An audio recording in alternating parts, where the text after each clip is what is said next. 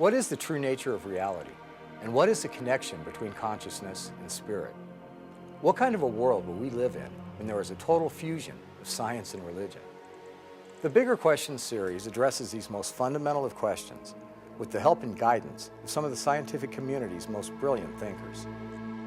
The designer of the system allows all these possibilities. What binds consciousness is the tendency of the mechanism of the brain to always present its memory. And so what we have today are very, very different sets of teachings. It's possible, without giving up your discerning mind, to also be a spiritual person. I think, in a sense, that scientists who get most upset are ignorant. We cannot keep doing for the next 1,000 years exactly what we've been doing for the last 1,000 years. There's probably a strong hunger among people to have science verify some of their faith.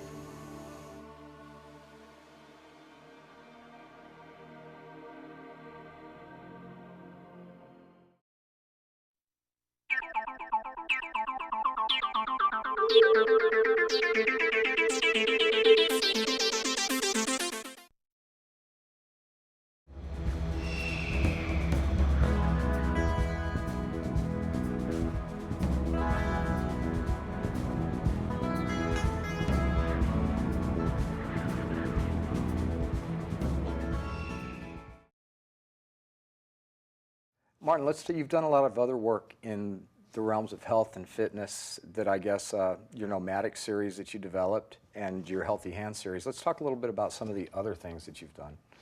Well, sort of. I have a level of knowledge about the archaeology and anthropology and sociology of pilgrimage traditions around the world. But since I was a young boy, I've also been studying dance and done a whole lot of dance and athletic stuff. And as a result of putting all these different dance forms and yoga and body work together, I came to see that there were common denominators or commonalities in different dance forms, and I was able to bring them together and create my own series of movements.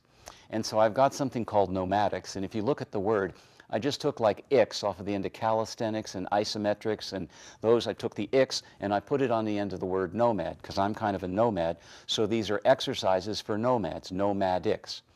And if you think about it, there's 5 fundamental movement dynamics: strength, flexibility, balance, coordination, and endurance.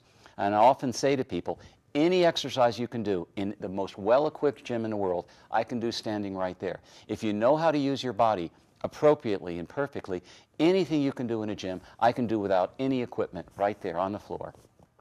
And so there's these nomadics exercises that are applicable. Men and women do it, young and old. Anybody can do them, and they have a lot of value. Then there's another thing that I do called Healthy Hands. And a number of years ago, I'd had a rock climbing accident where I broke a bunch of bones all over the body, and including my wrists. And I thought, well, how are we going to get the flexibility and the health back in our hands? And also, I know a lot of people that play guitars and are keyboard operators and play golf or dental surgeons. And because of the overuse syndrome in their hands, they have problems. And so I put together this series of exercises that increase the flexibility and strength of the hands, wrists, and forearms. And a DVD I have on that, which you actually helped produce, is called Healthy Hands. Yeah, we just finished a new version of Healthy Hands. It's shot in high def, and it takes all of the qualities from the older version and some new technology, and it's almost ready to release. As a matter of fact, you'll be able to get it on this website or at sacredsites.com by the time you're seeing this.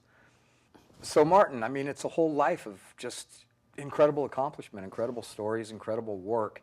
And what's next? Where do you want to go now that you've finally realized the vision of having the book and having the forum and having the website? With how many people are coming to your website? Right now, there's about 500,000 people per month coming to the website. There's over 25 million coming to the website since I put it up in 1998. And you're not even really trying to commercialize that. You're just making it there for people. You can go to this website and tap into an incredible amount of knowledge, look at hundreds of photographs, and it doesn't cost anything to do this. It's just Martin sharing the knowledge with people without any kind of selfish intentions, and that's a beautiful thing. Yeah, the website, it has, I'd say, 400 or 500 photographs.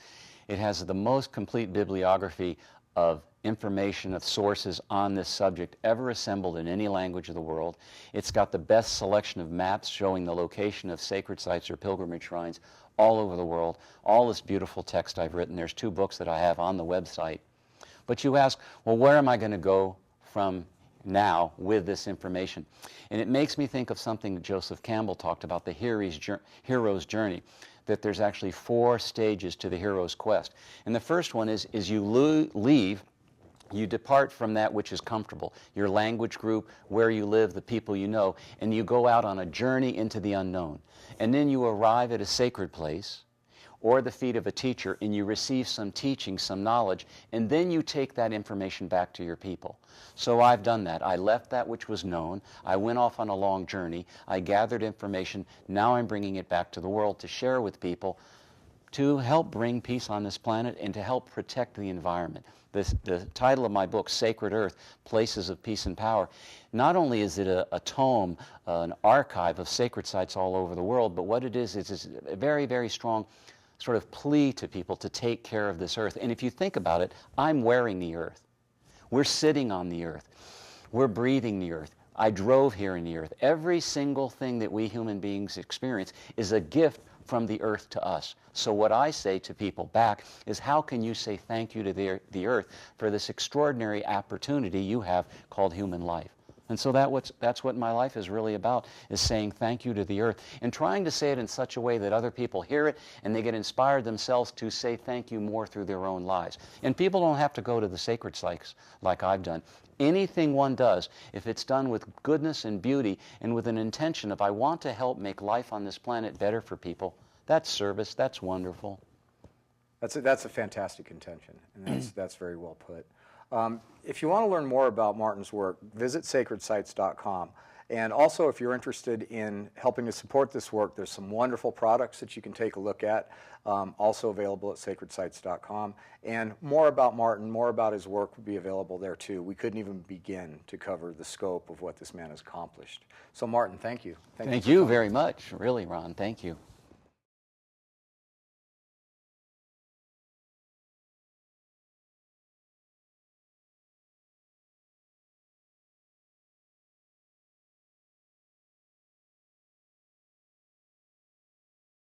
There's probably a strong hunger among people to have science verify some of their faith.